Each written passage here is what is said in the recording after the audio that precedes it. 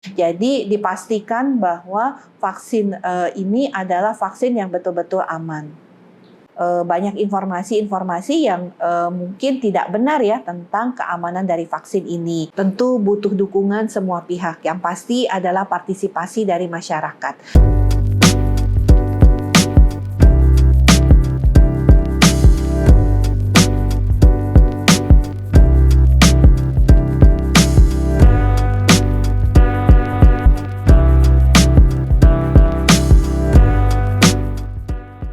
Upaya penanggulangan COVID-19 terus diupayakan oleh pemerintah. Salah satu cara yang dilakukan dengan menjalankan program vaksinasi nasional. Memang penuh tantangan untuk memaksimalkan program ini, namun upaya ini harus terus digalakkan demi kesehatan semua masyarakat. Kali ini kita akan mendapatkan insight dari juru bicara Kementerian Kesehatan, Dr. Siti Nadia Tarmizi, perihal program vaksinasi nasional. Yuk disimak agar menjadi literasi bagi kita bersama.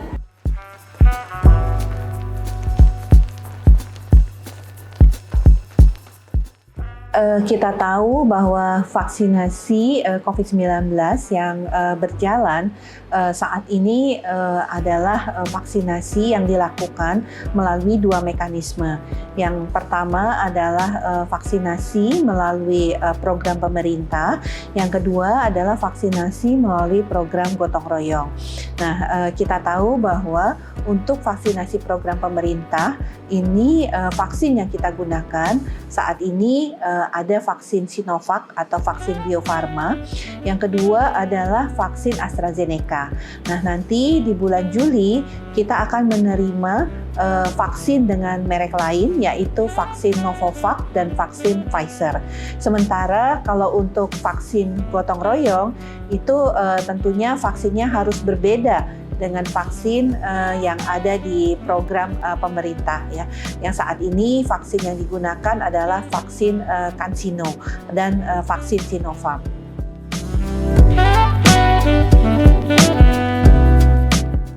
Jadi untuk vaksin ini bisa kita gunakan di dalam vaksin program pemerintah maupun program gotong royong. Kita tahu yang pertama adalah melalui serangkaian kajian-kajian sampai kemudian mendapatkan dua izin.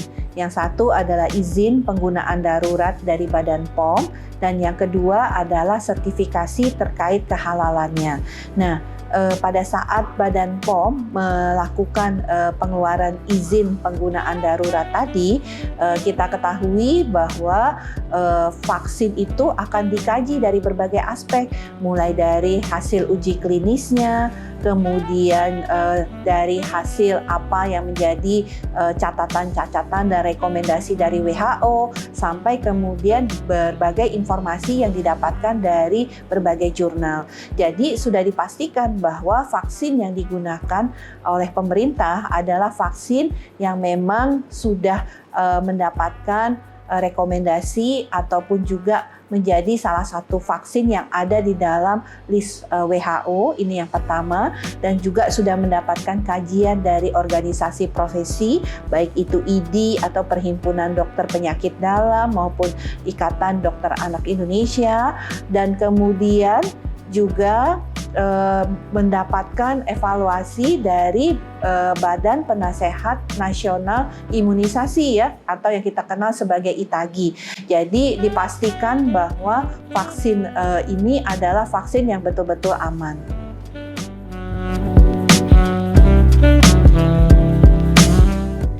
Kita sebenarnya harus melihat kembali ya bahwa vaksinasi atau imunisasi ini kan sudah lama digunakan. Contoh yang paling jelas adalah pada waktu dunia bebas dari penyakit cacar. Ya, dengan adanya imunisasi cacar itu betul-betul bahwa masyarakat dunia itu terbebas dari penyakit cacar. Nah, pada saat kita mengalami pandemi COVID-19 dan sudah ditemukan vaksin, tentunya ini harus menjadi keyakinan masyarakat karena sudah banyak juga vaksin yang digunakan oleh masyarakat. Contohnya ya, vaksin kalau kita akan menunaikan ibadah haji atau umroh, kita kan selalu mendapatkan vaksin yang kita sebut sebagai vaksin meningitis. Bahkan kita juga menambahkan vaksin influenza influenza ya untuk para jamaah haji dan jamaah umroh. Nah, artinya mengapa kita menggunakan vaksin pada saat kita melakukan haji dan umroh itu memberikan perlindungan kepada kita. Jadi tentunya masyarakat tidak perlu khawatir terhadap manfaat daripada vaksin ini, karena vaksin ini spesifik. Pada saat ini vaksin yang kita berikan adalah vaksin COVID-19 yang tentunya akan membantu kita melawan penularan daripada virus COVID-19.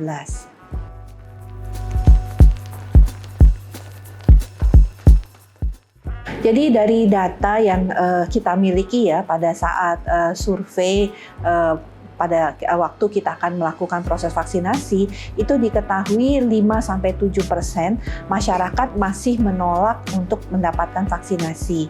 30% itu kemudian masih ragu-ragu ya. Tapi saat ini sudah sangat berkurang ya kalau kita melihat antusiasme daripada masyarakat untuk mendapatkan vaksin itu luar biasa. Bahkan sekarang kita kan memang belum ya memulai vaksinasi untuk di bawah usia 60 tahun, tapi masyarakat terus bertanya kapan bisa mendapatkan vaksinasi untuk yang usia di bawah 60 tahun. Jadi kalau kita melihat antusiasme ini cukup besar, tapi untuk yang menolak ini memang masih menjadi tantangan kita. Yang pertama adalah mereka masih mempertanyakan terkait keamanannya, karena kita tahu banyak informasi-informasi yang mungkin tidak benar ya tentang keamanan dari vaksin ini, atau bisa juga informasi tentang manfaat dari vaksin ini belum sampai kepada masyarakat tersebut. Yang kedua adalah terkait kehalalannya, walaupun sekarang sudah ada fatwa halal dan suci untuk vaksin Sinovac dan tentunya untuk vaksin AstraZeneca dan vaksin Sinopharm itu dikatakan bahwa vaksin ini bisa digunakan demi tentunya keselamatan bersama ya. Jadi kalau kemudian MUI sudah mengatakan bahkan mendorong masyarakat untuk aktif dalam mendapatkan vaksinasi, tentunya ini sudah menjadi suatu tuntunan ya untuk masyarakat. Nah, yang ketiga adalah masih ragu-ragu ya untuk mendapatkan vaksinasi karena kemarin dikatakan juga sempat tidak boleh mendapatkan vaksin pada saat kita sedang berpuasa.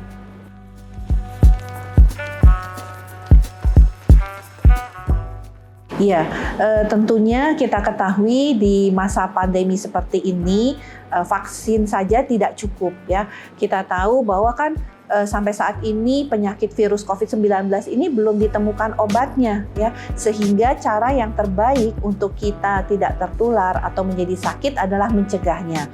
Nah, dua upaya pencegahan utama untuk kita tidak tertular atau menjadi sakit COVID-19 yang kita tahu bisa beresiko berujung pada kematian adalah tadi dengan menjalankan protokol kesehatan dan dengan mendapatkan vaksinasi. Kita sudah bisa lihat ya, banyak negara juga yang dengan menjalankan protokol kesehatan yang ketat, dia bisa menekan laju penularan dari virus COVID-19. Nah, apalagi ditambah vaksinasi. Dengan adanya vaksinasi, kita sudah melihat beberapa pelonggaran-pelonggaran dan kegiatan-kegiatan sosial itu sudah mulai banyak dilakukan oleh masyarakat di negara lain.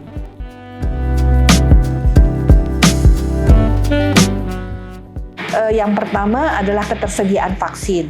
Kita ini adalah bukan negara produsen vaksin. Jadi suplai vaksin kita itu sangat tergantung kepada negara yang memproduksi vaksin tersebut. Nah, ini yang menjadi tentunya tantangan untuk kita untuk mendapatkan jumlah vaksin yang 426 juta dosis tadi, bagaimana kemudian bisa terpenuhi sampai dengan akhir Desember 2021. Nah, ini yang artinya diplomasi harus kita perkuat, memastikan bahwa kepastian vaksin tadi bukan hanya antara kerjasama antara Bio Farma dengan produsen vaksin, tapi juga harus didukung dengan komitmen bersama antara Indonesia dengan negara penghasil vaksin tersebut ya, seperti misalnya Inggris, Amerika, dan kemudian Cina, untuk memastikan tadi jadwal vaksin tadi kita itu bisa kita terima sesuai dengan waktunya, sehingga kita tinggal melaksanakan vaksinasi. Nah, yang kedua adalah meningkatkan kemampuan untuk kita bisa memberikan vaksin sampai dengan 1 juta, bahkan sampai dengan 1,5 juta dosis per hari. Karena saat ini sudah tinggal 7 bulan, 6 bulan lagi ya untuk kita bisa menyelesaikan proses vaksinasi COVID-19 ini. Nah, yang ketiga adalah tentunya partisipasi masyarakat. Karena tadi masyarakat ada yang belum mendapatkan informasi dengan benar ataupun juga mendapatkan informasi yang sifatnya hoax ya, yang beredar di berbagai media sosial. Nah, ini yang tentunya menjadi tantangan untuk kita terus mengkomunikasikan hal-hal tersebut. Termasuk juga kejadian mungkin ikutan pasca imunisasi yang kemudian membuat masyarakat juga ragu-ragu untuk mendapatkan vaksinasi tersebut.